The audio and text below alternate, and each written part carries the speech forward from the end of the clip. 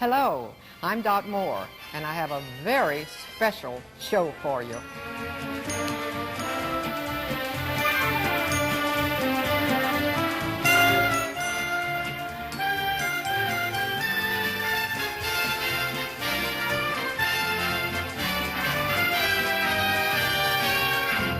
As you, the viewer, and we who are in television are well aware, the actor strike is still very much on in Hollywood and other places, and it has changed the face of the new fall season. Several weeks before the strike, I was in Hollywood and talked to some of the actors and actresses who have new series and renewed series on NBC. And this was before anyone ever dreamed there would be a strike. However, NBC is premiering with Richard Chamberlain in Shogun, and that takes place this Monday night. I was in Hollywood at that time and talked with Richard about this mini-series. If I were asked to describe Richard Chamberlain, I think I would call him an actor's actor. And I really mean this. I don't say this often, but if I were in awe of a person's talent, it might be Richard Chamberlain's. And that's sincere, Richard. I've followed your career, and I'm delighted. This is the first time I've had the opportunity to talk with you. You are doing Shogun on NBC, the part of Blackthorn. I was just telling you before camera time that I had the chore, I would say, of reading the book because it's such a long book, but it was so interesting. Yeah, and when it was over, it gave you so much to think about. You have to be, I'm sure, very selective at this point of the roles that you play, so you must have really wanted to play Blackthorn. Oh yeah, I've been after this part. I pursued it for almost 3 years. Oh really? Yeah, 2.5 years. I read the book a long time ago and loved it. Yeah. I couldn't put it down, which is a problem with a book that thick because you spend a lot of sleepless nights. But I pursued the part for about a couple of years anyway, and finally the line of actors in front of me got less and less. Finally the door opened for me, which I'm very grateful for. Oh, indeed. Well, of course, we have to assume that many people did not read the book, so would you tell us a bit about your part in the story and a little setting for us? Sure. I play John Blackthorn, who is a British navigator, who was the first navigator to find Magellan's Pass, which was the pass through to the Orient from Europe. And he was the first British, the Portuguese had gotten there, but it was all very secret because they had a very rich trade going there and they didn't want anybody else to know. So I got through, and my crew and I landed in a storm in Japan, and were treated very badly by the Japanese for a while, but suddenly Blackthorn gets involved in all the machinations of the Japanese warlords. It's feudal times, and all the lords are vying for the great powerful position of shogun, which is the great military lord of all Japan. So Blackthorn gets involved in all this, and all the preparations for war and all the deceptions and machinations, and falls in love with a very, very beautiful lady of the court named Mariko, and it's a terrific story. It's rather, I would say, a romantic tragedy, more or less, on the whole, yes. Yeah. Of course, I'm sure that everyone who interviews you has to bring up Dr. Kildare, and it must have, you know, the public was so, well, they're like that. They get more or less, I guess you'd say, hooked on a character when a person does it and does it well and comes into their home on a regular basis. And when you left the series, I'm sure that everybody thought, oh my goodness, what do we do now? But you were thinking towards many other things, of course, stage, screen, whatever. And you do love Shakespeare, obviously, do you not? Love Shakespeare. I love a lot of the classics. And I hope to do Hamlet again early next year in New York, but I'm not sure that's going to work. Was it in England that you did Hamlet? I did Hamlet for the first time in England at Birmingham Rep. Yes. In '69, a long time ago. But I lucked out, and the reviews were okay, because they really could have killed me. Lucked out might be one way to put it. What about Japan? You were there how many months? How did you enjoy that? We were there 6.5 months. And I loved working there. I had a wonderful time there. I've always been fascinated by Japan. I've always loved Japanese art. And it was great to get to, and Japanese food also, which is an advantage, because some of the people on the crew didn't like it, you know. Crews tend to be very conservative, and so they were unhappy. I had a great time there. And I was very curious about the Japanese people, because their culture is so opposite to ours. Their values are so different from ours. And I wanted to see what made them tick. And I'm not sure I ever found out, because they're very hard to know. They're very mysterious, very friendly, very generous, and engaging. But you feel you don't get into a deeply personal place with them very easily. Is there more or less just that little wall of reserve, Terrific reserve. there? Yes. I think it's because the island's been overpopulated for so many centuries that they've all learned to be a bit distant and to make their own private space, even though they're in a crowd. Yes, I suppose that's quite understandable. Richard, is there something, some role that you would like to play that you haven't played? Is there really something that you hope to do one day that you haven't had the opportunity so far? Well, I'm interested to get into some more contemporary things now. I often do costume stuff, you know, and yes, Count of Monte mess around in the Cristo, past. and Yeah. yes. So this year it seems I'll be doing a contemporary film in Canada. If it turns out we're going to make the decision today, and I'm producing a contemporary story for another network, which will film the end of this year, about a doctor friend of mine. Well, I can't let the interview go by without mentioning Centennial, of course, which was such a marvelous show. And I enjoyed that a lot. Yes. It was great to work on. We were really up in the mountains in Colorado where it all happened. And Kentucky. Had lots of cold weather to contend with, right? Well, it was funny. Mother Nature was not on our side. When we wanted warmth, it snowed. And when we wanted snow, it was hot and it all melted. And so we had to use marble dust for snow in a lot of the sets, and then the wind would come and blow the marble dust away. So they had to put marble dust down. The wind would come and blow it away again. Finally, they'd used up all the marble dust in Colorado, and they had to go to other states to get it. It was really fascinating. Well, Shogun will be shown 6 consecutive nights, I understand. Is that right? Starting September 14th. Okay. Well, looking forward to it. Thank you, Richard. Well, thank you. And that's on NBC, of course, and Channel 10, Shogun, starring Richard Chamberlain.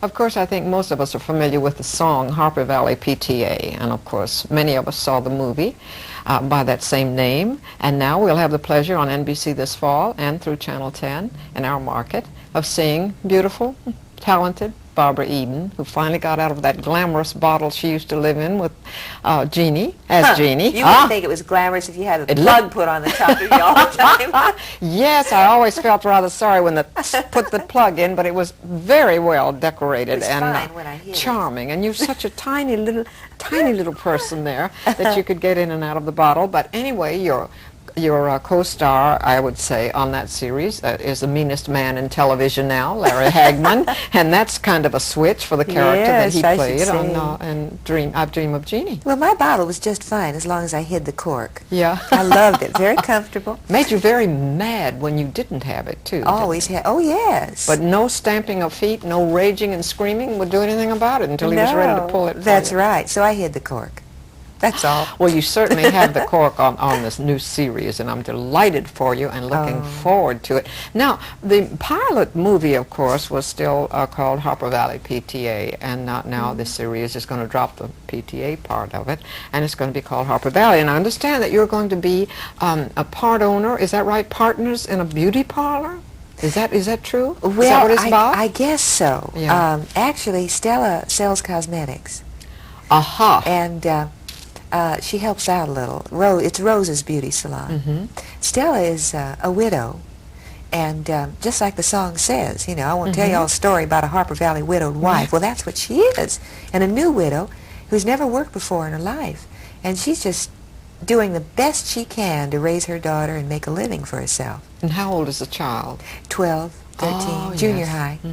You have children of your own? Yes, I do. I have a son. How old is your son? He's 14. Oh, well, that's interesting, isn't it? Because it certainly gives you an empathy that you might not have unless you were the mother of a teenager. Well, that's for sure. Yes, I should say it. So, are you a member of your local PTA? Oh, I was. Well, you really? I surely was, yes. Yes, I'm not right now, but I was. Yes. Stella, then, is selling cosmetics and just trying to keep things together in her life. Is that it? What about her love life? Do you think there'll be much of that involvement, or is it most along the... She will have very definite affection for people, but she's newly widowed, and she's not ready for a commitment, total commitment, at this point in time.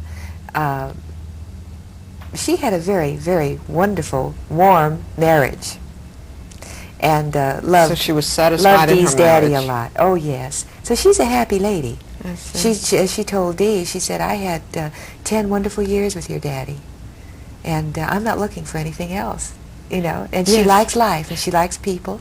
And Harper Valley has a lot of nice people in it, too. It sounds as if it has a very good premise, especially with the cosmetic business, and that will bring people into your life, and probably some comedy, I would think, quat a bit of that woven into Yeah, the I think she's story. going to have a mail-order business, too, on the side. Really? Everything. I hope it's on the level. Oh, with Stella it would be. Straight, Yes. right on the level. She's straight as an arrow. Oh, yes. Okay, we've established She that. may shake up the mail-order company a little bit. Oh dear. Well, Barbara, of course, you have an act that in Las Vegas and around. Are you going to be able to do that while you're doing the series, to keep that up? Not while we're shooting, but I'm sure I will in between times, like I always have. That's your true love, I would think. Did you not No, start singing no, when you film. were very young? I like film. You like film? I really like The film. reason I thought that is that I remember somewhere reading that you were a band singer doing, I think, college days and High school. Was it high school days? Yeah. And that you since then have become involved in musical involvement like that. And I just Yes. thought maybe it was. Well, I studied music first, yes. I studied at the conservatory. Then I studied acting and put the two together Yes. and decided I really liked acting a lot. And then, of course, you've done commercials that Yeah. involved both acting and movement and dancing. Yes. Yes. Well, I can't imagine anything better than being a Stella Johnson on television and having all this involvement with a child's world, because that brings that into your life with your child on television. Yeah, don't tell a teenager they're a child. Oh, well, that a teenager. Excuse me. That's right. They do. You never say I child. say they're child, but they don't say they're child. They're the teacher very often. Oh, my Lord. Indeed. Oh, my. Yes. All right. I get out all the books and read and look and say, now what did I do wrong this time? You're doing a How lot should of I have phrased that, you know? It's a challenge, really, to parents in the world today, and I think they can certainly relate to the things that will happen to you when we see you next in Harper Valley. Oh, I hope so. We're looking forward to it. That's Barbara you. Eden, a beautiful actress, and we're looking forward to it on NBC this fall. Harper Valley.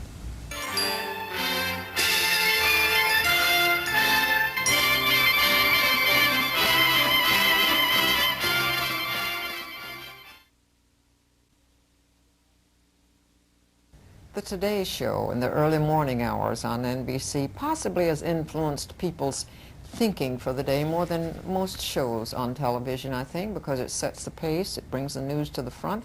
When you first wake up and are getting ready to go to work, and Tom Brokaw, I think you have a very enviable position. Best job in I really television. do, yeah, I do, because agree. you have the opportunity also to express a bit of humor during the show. It covers almost any subject you can come up, but basically you are a journalist, and it gives you that that opportunity as well. So I think it's great.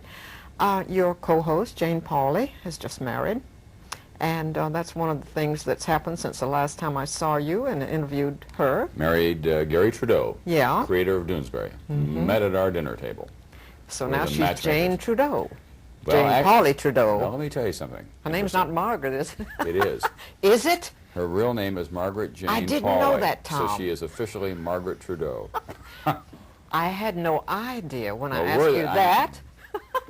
Isn't That's that? what I pointed out to her, that it was going to be that way in her marriage license, and she almost fainted. And then it occurred to her that indeed that's the That case. is weird, isn't Yeah. that? And then I should Margaret ask Jane you that. Pauley Trudeau, right? For heaven's sake. Well, you have, of course, been a White House correspondent, and you reported on such traumas as Watergate, and you went to, I believe you went to Russia, was it with Nixon, Moscow? In Soviet Union twice, once Yeah. with Nixon to Moscow and the Crimea, and then with Gerald Ford to Vladivostok, Peking with Gerald Ford, Japan, Indonesia, Philippines, Boy. Yugoslavia, Finland, kind of a travel checkoff, yeah. And also you have had the political scene within your Yes, scope and for again- many times, haven't you? Like And- Reagan and Right, and Jerry Brown? on the floor of the convention 4 years ago and back again this year. I was going to ask you about that. This is a political year. You'll be doing all kinds of things. You'll be on the floor? I will. I'll be one of the 4 floor correspondents for NBC, plus I'll also be doing the Today program. When I sleep, we haven't worked that out yet. But Yes, I was going to ask you, I know you have no typical day. You can't say, what's a typical day? And yet, I would like to know, are you Do you have days when you have to have a lot of meetings and things, or what is more or less a typical day, a normal day? Up at 4:15 a.m. Oh, Into the yes, I that's know it is typical. terrible. Into the studio by about 5:30. I write the first newscast and work with the news writers about what we're going to do in the other, and then go on the air between 7 and 9. I'm generally in the office between, say, 9 and anywhere from 3:30 to 4:30 in the afternoon. A little work at night at home. When I'm not traveling or working on other projects, I often have to go off on Yeah. the weekend on things. This has been an extraordinarily busy year because I did a documentary and plus the political coverage, plus the Today Yeah. program. So I have been working pretty hard. I don't know how you do it. I guess you don't either, really. You don't You do it stop with to think difficulty. about it. No, that's right. Just keep moving. Can't Yeah. hit a moving target, as we say. Right. You know, we hear so many things these days about biased reporting. I mean, the Oh, and public you'll hear it brings again. this up Right. on Sure. here and it brings it up there and whatever. I dare say that in some cases, without having anyone in mind at all, it could be that a correspondent or a reporter might let him or herself be biased. That would not be too difficult if you were not very alert. Is that Sure. is that a fact? Well, I think that happens occasionally with people, but I like to point out a couple of things. Yeah. First of all, bias, like beauty, is often in the eye of the beholder. What may seem biased to you and to me may not be biased to another set of people. Right. They may say, I agree with that, then it can't be biased. Secondly, if we were to get all of our information and news in this country from a single reporter, man or woman, then it would be something to be alarmed about. Now, it's cause for alarm in any event. The fact of the matter is, a wide variety of sources. And for every single reporter that you find who may be biased a little bit, you've got many other reporters probably covering the same story or incident or issue.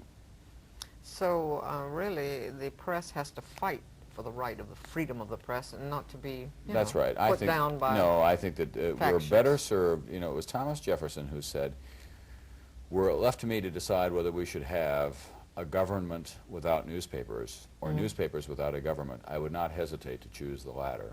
Yes. What he was saying, in effect, was that people who have information about what is going on in the world can make a decision about how they want to conduct their lives, whereas if we have a government that will not let the people have the information about what it is doing in the name of the people, then we very quickly have, at the very least, a dictatorship.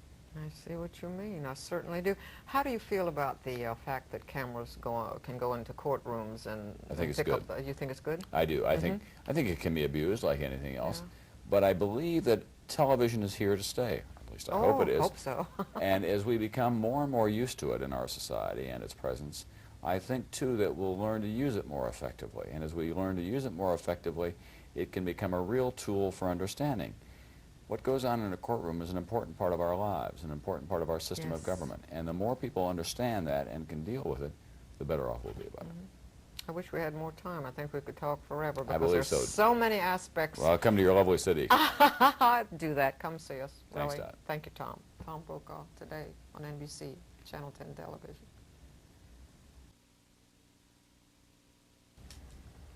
BJ and the Bear has a change of format and some other things that are going on. Most interesting with Greg Evigan, who is BJ, and of course the Bear, who is Sam the Chimp. And it's good to see you again this year, Greg. Good to I see understand you. that you're changing, or that the format has been changed quite a bit.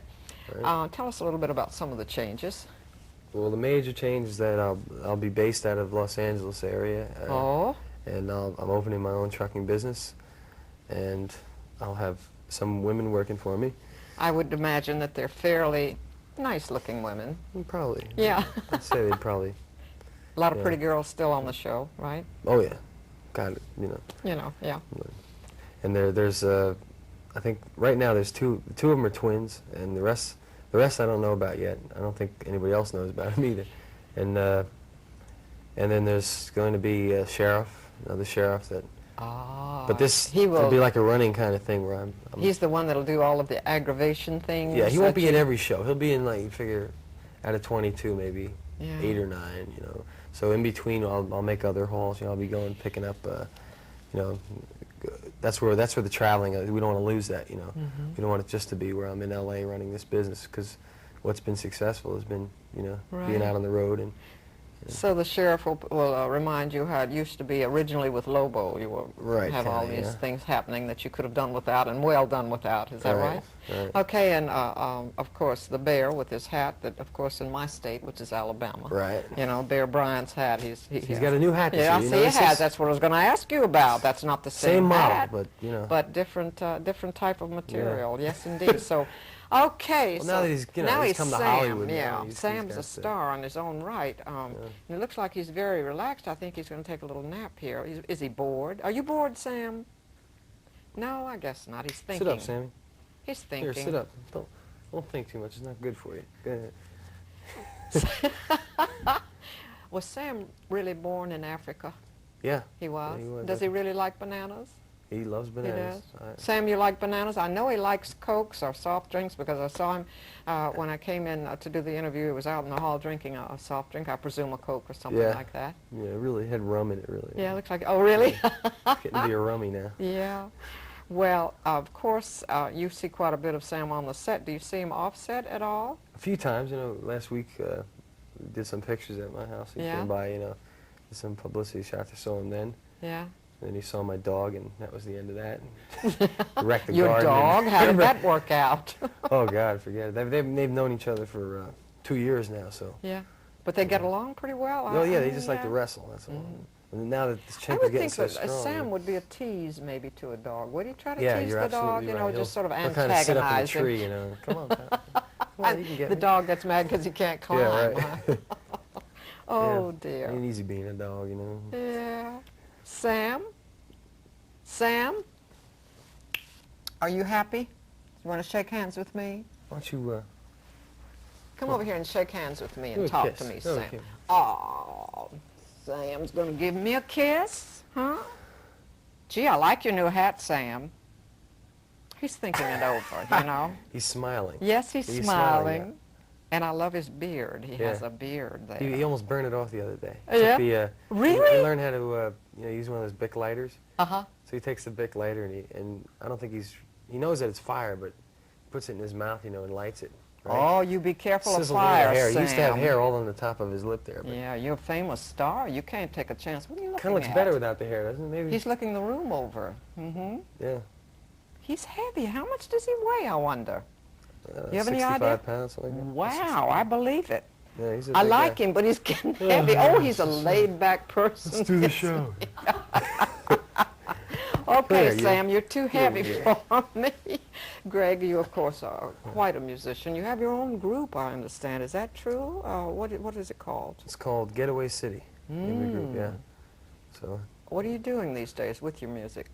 we've just finished up a couple specials. We did in Oh? yeah, so they'll be on this month. Mhm. There'll be one on this Monday. Well, I don't know when this will be aired, but it's a Debbie Boone special we did, and did another one called New Country, Old Country. We're on Great. that, yeah. And that'll be on the end of this month. So we've been doing that. Actually, didn't you start out in this business in musicals on Broadway? Was it Jesus Christ Superstar? Right, that was the first thing I did. And Grease? Grease, second, Yeah. right. Yeah. 4 years Do you of come that. from a musical family, or? Yeah, my mother played. She studied classically for like 15 years. My father sings. How My about sister that? plays. You know, none of them have chosen to go professional. Is that you a know, but- fact? yeah, but they're all musically inclined. You know. Well, of course, they get an extra thrill then out of it, since they are musically inclined as Oh, well. yeah, That they you are appreciate going, it. that They you have gone appreciate it. professional and are doing so well with it. Yeah. Well, when you start playing and singing on the show, you do sing once in a while, but Yeah, you we've should done a have them few. do some more of that. Do you think there's more coming up, I maybe think so, along yeah, I musical think- lines? I think there'll be some situation. I think these twins sing too that they want to use. So there may be a Twins time when yet? Yeah, I think they've got a commercial that's real popular right now that you can see them on there. Whenever you see two twins in a commercial, That's your you'll twins. know yeah. that those are the twins. Yeah. Well, you're I can't lucky. remember You what have product it's twins, for. and you have Sam, and Oh, you man, have we your got music. You've kidding got trucks. and women, in business for yeah. yourself now, and Right, you know. can't go wrong. What is your office like? Your new I don't know. We office? didn't get it yet. Really? We've got to get the office. We have to find the room for. I think Oh it's well. probably an old, broken down place. You know. Maybe a broom closet. Yeah. Yeah. Okay, we'll be watching. Sam, good to see you. Sam, look over here and give me a big smile. Can you give me a smile? smile, Come smile, on, smile, smile. Sam. He's Guy thinking is about on, man, I'll smiling. tell That's you. exactly what he's doing. Yeah. Thank you, Greg. All right, good talking. That's BJ again on NBC.